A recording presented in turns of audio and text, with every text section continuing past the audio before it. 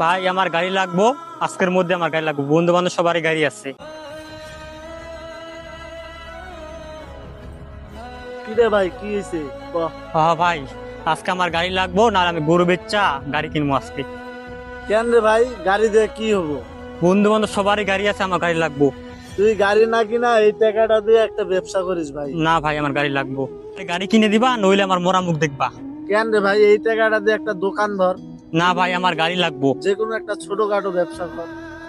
আচ্ছা যা ভাই, তো গরু বেচা লাগবো না, আত্মহত্যা করা লাগবো না।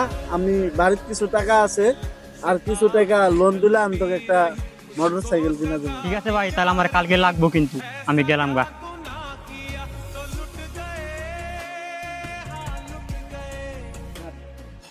ভাই আপনি এনে কি করতেছেন?